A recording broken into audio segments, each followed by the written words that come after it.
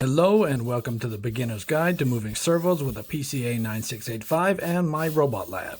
Today I'm going to show you all the steps needed to set up something like you see here and how to install MYROBOTLAB, as well as teach you all the basics needed to allow you to play with your servos. So without further ado, let's get into it. First, we'll take a look at the hardware that you're going to need. In this case, we're going to be using an Arduino Nano, a PCA9685, 4 female-to-female DuPont cables, some servo motor extension cables, a power supply of some kind. An important thing to keep in mind when determining what power supply you're going to use is the PCA9685 has a maximum voltage rating of 6 volts, so you're going to want to keep it in relative proximity to that regardless of whatever power supply you decide to use. And finally, you'll need some servo motors. The PCA9685 can handle up to 16 motors at one time, so you can either use 16 or less depending on how many you have available to play with. As seen here, I have the servos connected to some servo extension cables just to provide more slack and make everything easier to connect. I have my servos attached to a piece of wood using some blue tack that I had kicking around the house just to prevent them from jumping around too much while the servos are in motion. Honestly, at this point, I would suggest using some double-sided sticky tape just to keep them nice and flat on whatever surface you decide to put them on. You will see here that I have 0 to 15 written out on the wood, which corresponds to the numbered pin set layout on the PCA9685. This will help me keep track of the individual servos and make them more easily identifiable later on. I have them spaced out with enough room so that with the servo horns attached they can move freely in any possible direction without me needing to worry about them bumping into each other. Now that we have all of our servos plugged in, we're ready to connect the PCA9685 to the Arduino Nano. Now we'll want to attach our 4 DuPont cables to the side of the PCA9685, one to the ground, one to the SCL, one to the SDA, and one to the VCC. You can see which pins are which written out on the bottom of the Arduino Nano. Ground will go to ground, SCL to A5, SDA to A4, and VCC to 5 volt. The way we currently have this set up, our Arduino Nano is going to be powered by USB, which is also supplying power to the PCA9685. With the exception of our servos, these are going to be powered by our external power supply wired into this terminal block here. Power is one of the more complicated aspects of any project, and what's required to power something like this will vary depending on which servos you are using and how many of them and how many amps they are able to pull. There are lots of ways to go about power, but this being more of a beginner-oriented video, I'm going to suggest to you that you use a battery, as it's much safer than some of the alternatives out there unless you really know what you're doing. As a quick single suggestion on something that will likely work for this type of setup, this is a 6V 12Ah rechargeable lead acid cell battery. You can connect these from the top side 2 tabs located here. These can generally handle quite a few amps being thrown at them, provided you use a thick enough cable to dissipate any heat buildup. So remember to double check your cables and make sure they aren't getting too hot, and change to a thicker cable accordingly if you notice them getting too warm. That said, if you're generally unfamiliar with power and how it works, then you really want to look into it further as you continue to play with these types of things, but this at least is something that should work to get you going. Now we can connect our external power source. Beside the terminal block, you'll see it written out ground and on the other side V+ to determine which way your cables are going to go in. And that concludes the hardware sides of things. Now all that's left to do is to plug your USB into your computer, and we can move on to installing MYROBOTLAB and get these babies moving. In this section of the video, we're going to cover you getting MYROBOTLAB's latest edition, aka Nixie, set up on a Windows machine, as that's what I have to work with, but you can also run it from a Mac, Linux, or a Raspberry Pi. MYROBOTLAB, or MRL, is a Java-based application, and in its current stages requires Java 11 to run. Now you'll want to go ahead and check if you have any previous versions of Java installed, and if so, we'll remove those because we don't want multiple copies of Java trying to run at the same time, causing conflicts. If we're good on that, now we can go ahead and install Java 11. And again, just double check to make sure it's the only version that you have installed. Next, you're going to need to have Google Chrome installed and set as your default web browser. So go ahead and open Google Chrome, and on the right side you'll want to click the button with the 3 dots and then scroll down to Settings. Now if we look on the left hand side, you should see it written Default Browser. We'll click that and just double check if it's set as your default or not. Now we can head over to MYROBOTLAB's website, myrobotlab.org. On the top left-hand side where it says latest, whichever version we're currently on when you're watching this video, click that and begin download. And just as a side note, while we wait for that to download, It's always a good idea to have a dedicated MyRobotLab folder set up because the updates come out regularly and you may end up with multiple versions of it. That way you have a saved backup copy of anything you may have set up on any of the previous versions, and you can bring that into the new one, confirm that it works, and you still have that backup to lean on just in case anything goes funny. So let's copy that over to our dedicated MyRobotLab folder and open her up. And in the folder, you should see 3 files. The .bat is what you're going to want to run if you're on Windows, and the .sh is if you're running off of a Mac. This time being the first time running it, you'll probably have to wait a minute or two just while it installs all the essentials, and you pretty much just have to wait, let it run its course. So I'll fast track this just a bit. Once that's done, Google Chrome will open up automatically, and you're going to want to click on a runtime and scroll over to install all services. As is right now, we only have the base of MyRobotLab installed, and this will install all the services that MRL has to offer. It may take a minute or two, so you just need to wait and let it do its thing. Now all that's installed, we're going to shut down MyRobotLab, and we're going to move on to preparing our Arduino so we can upload MyRobotLab onto that. First things first, if you don't already have the Arduino IDE installed, you're going to need to head to the Arduino website and download and install that. Next, you're going to go into Computer Management and click on Device Manager. Scroll over the ports and click on that, and you'll want to double check which COM your Arduino is located on. In this case, I know my Arduino is on COM 7. Now right click, go down to Properties, and we're going to check out the Port Settings tab. What we're checking for here is if the bits per second is set to 115200, and if it is, great, and if it's not, set it to that and then click OK. Now you're going to head back to your MyRobotLab folder and locate the resource folder. Within that, you're going to need to find the Arduino folder. Within that, you're going to need to find the MRL COM folder. And within that, you're going to have to find the mrlcom.ini file and double click that, and that will launch the Arduino IDE. Now that's open, we're going to click on Tools and scroll down the boards. Since we're using an Arduino Nano, you're going to want to select Arduino Nano. On processor, it'll be set to ATmega 328. On port, you're going to want to select whatever COM your Arduino was located on, and then we're going to click Upload. Congratulations, you now have MyRobotLab installed on your Arduino. So let's close down the Arduino IDE, and we'll head back to MyRobotLab and start setting things up. And again, just because I'm on Windows, I'm going to be double-clicking the .bat file to load it up.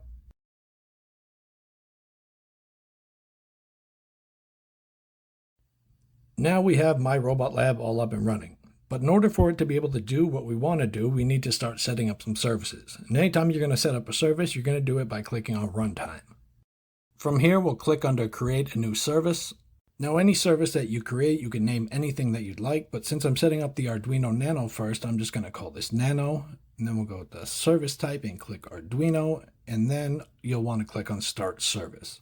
So now with the new service created, it should appear on the left-hand side of the screen, so we'll click that, and now where you see port, you'll want to select whichever port your Arduino is on and hit Connect. Next, we want to set up the PCA9685, so back to Runtime, and we'll name it PCA9685. And under Service, this one's going to be Adafruit 16C Servo Driver. And then, just like before, you'll click Start Service. Now we're going to head over to PCA9685, and under Controller, you're going to want to select your Nano, or whatever you just named it, followed by clicking Attach. Now the Arduino Nano and our PCA9685 are all set up and ready to go. But now we need to set up a service for each one of the servos that we decide to run. Going in order from the servos that I have laid out on the wood, I'll start with the 0 servos, and since I want the names to be relatively simple and short, I'm just going to call this S00. But again, they can be named anything that you'd like as long as it's not the same name as another service. Under the service type, we're going to select Servo, and just as always, we're going to click Start Service. Now we'll go into the new service, and we'll click on Controller. First, we'll go to Pin, and then select whatever pin that your servo that you're setting up is located on, followed by Controller, in this case the PCA9685, followed by Attach. And just as a quick note, while it's still up on the screen, there are a few options in here like invert and auto disable that you can explore and play with later, but for now we're just going to click on basic. Now you can move the slider with your mouse, and according to the mouse movements, that will move your servo as seen on my 0 servo down here. Now if we click the rest button, that will bring the servo back to its center position. You can also see that there's a sweep button, track, and you can adjust your speeds, but for now we'll just click on limits. Now we have 3 sliders up on the screen, so if we move the top one labeled rest, you'll see that when we click the rest button, your servo will follow to wherever you have that set to. Now the input and the output sliders you'll want to experiment a little bit with, but these essentially will allow you to limit the degrees of rotation of your servos, which can be very helpful for not breaking things. So definitely get familiar with those and experiment a little bit. Now, something important to keep in mind, the servo mapping layout is set between 0 to 180 degrees. This will apply even if you're using a 90-degree servo or a 270-degree servo, or have set some limits.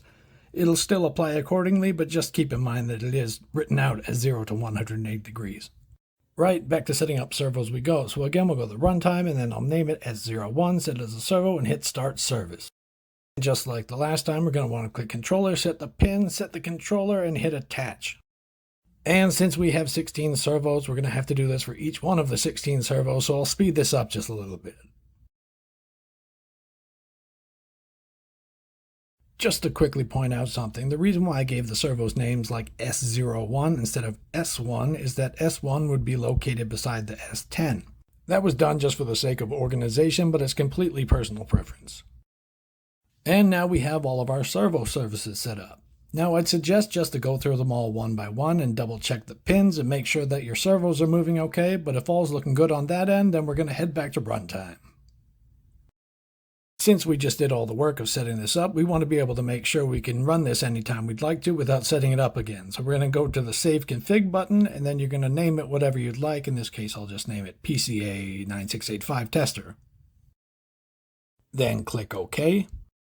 Now in the configuration window, you should see your freshly saved config. So we'll shut down MYROBOTLAB once real quick and give her a reset just to make sure it's still there and that everything's running accordingly.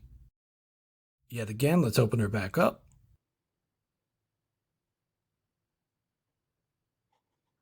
And back to runtime. As you can see, it's still there waiting for us in the configuration window. Now we'll highlight it and click load just to make sure everything loads okay and it still looks the same as how we left it. And just like magic, everything's back to the way it was before. Happy times! So you can now load your setup with a single click of a button and are able to move your servos with your mouse and the sliders whenever you want. But since that will probably keep you entertained for a whole 5 minutes, we are going to venture back over to the left-hand side and click on that big old scary Python. Now obviously if you have any kind of background in Python, you can go to town on things from here, but if you have never coded before and never played with Python before, the whole programming thing can be a little bit overwhelming. However, I promise you that you won't feel that way in just a few minutes, as I'm going to show you all the basics needed for you to at least play around a little bit in Python and have some fun with your servos. So on that note, let's get into the basics. The hashtag symbol, aka comment.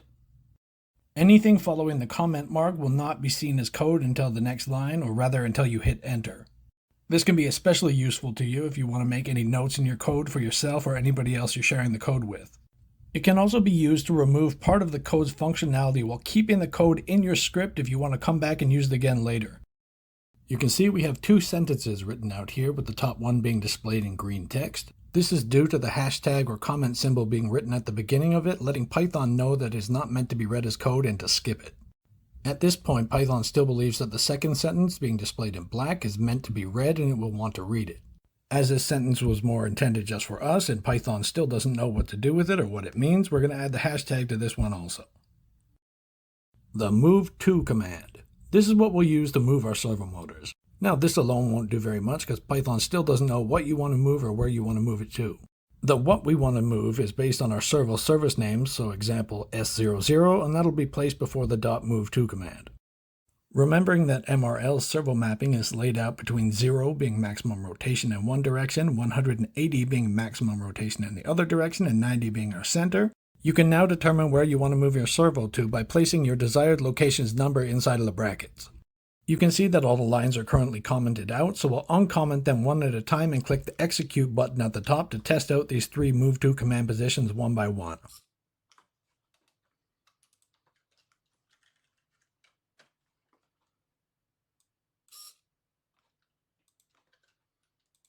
And back to center we go. Great, now that you have that down, if you want to move more than one servo at a time, you can place the next servo's move to command on the next line following the first ones. Now we'll re-comment those and uncomment the next two and bring those two servos back to center. Fantastic, we've now moved two servos, and you can do this for as many servos as you have set up. Capitalization matters. Since we named our servos example S00 with a capital S, we're going to need to stick with that. If we wrote S00 with a lowercase s, Python will think that it's a different service entirely. Since we haven't created that service, it'll come back as an error because it doesn't exist yet, so service names must match your code. We know from a minute ago that this line is going to work because we already have the service made for it and we've already tested it. Of course, the servo already being at center, it's not going to move. So let's set that to 0 and then bring it back to 90 again.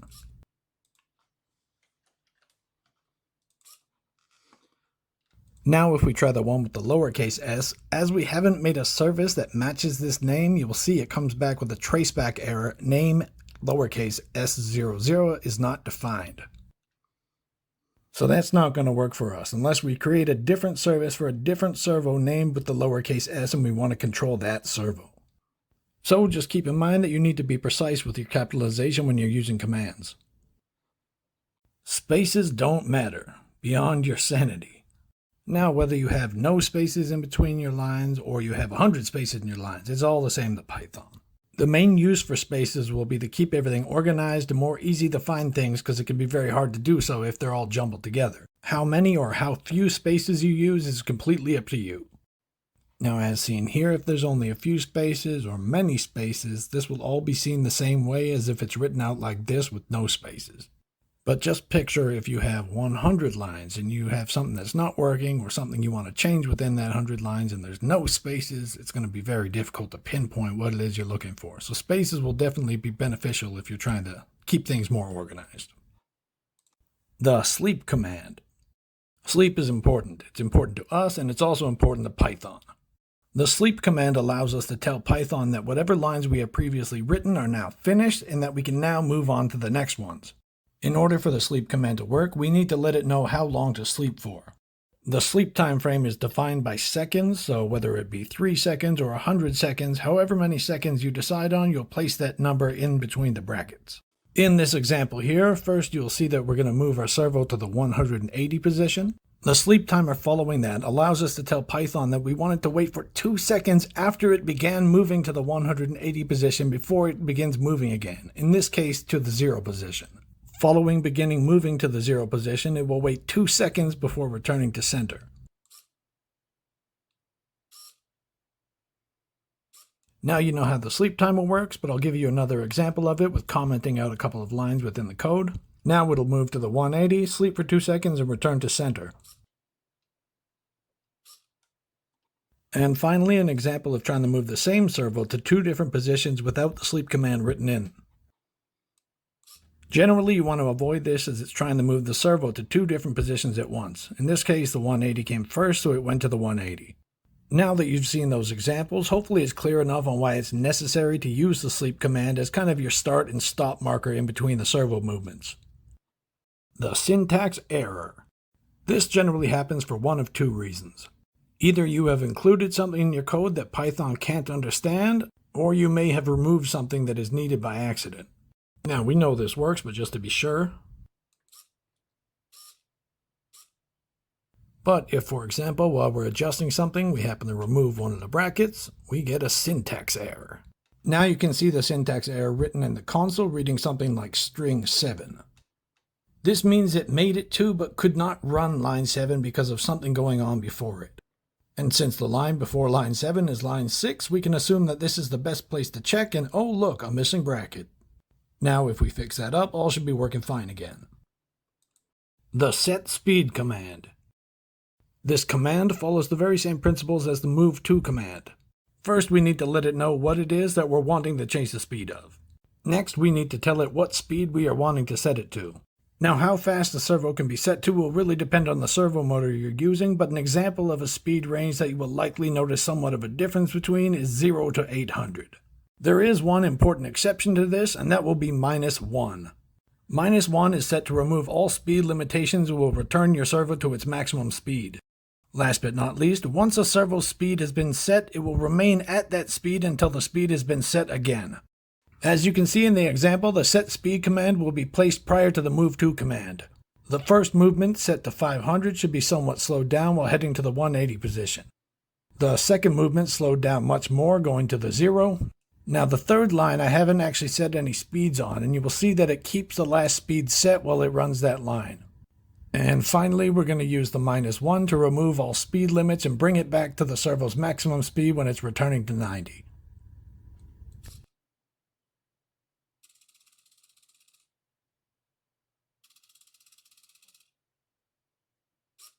Now this next example is more relating to the sleep command, but since I'm putting speed limits in the example, I'll throw it in here. This is to demonstrate what happens if your sleep command timer is too short for the servos to finish moving to the position they were told to before the next move begins. Currently all the servos are set to the 0 position, so now we're going to slow them down and tell them to move to the 180 position, but only leaving half of a second between being set back to full speed and being told to return to the 0 position. As you can see, the movement got cut off by the next movement before it was able to finish. So just keep in mind that you may need to play with the sleep and speed timers to allow them to reach the range that you're looking for and not cut them off. Fancy pants, combining what we've learned so far. So I'm going to open up a new tab just as an example to show you that we can have multiple Python script tabs all open at the same time. And since we're trying to make our servos do more complicated things, I'm going to call this one fancypants.py. Now this script I've actually put together in Note++ and just copy and pasted it in, but just in case you want to check it for reference, I've also uploaded it to my GitHub account, and you'll find that in the link below. So the first part here is just resetting the speed and setting the servos back to 90 just in case whatever we ran last did not end on a 90 position. In this case, they're already sitting at the 90 position, so we won't actually notice very much. Following that, you'll see all the servos moving together and individually and at different speeds to different positions and bringing everything we've done so far all together and try to make something a little bit more fancy. Hence the name Fancy Pants. You'll notice the little pause here, but that's just the sleep timer following the initial reset. Now they should be good to go.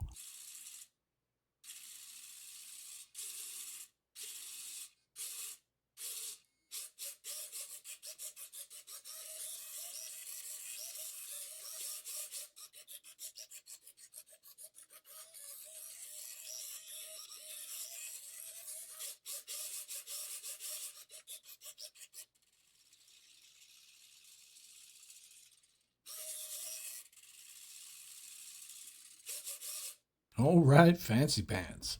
Now if you're happy with the script and everything worked the way you wanted, we're going to head up and click the Save button.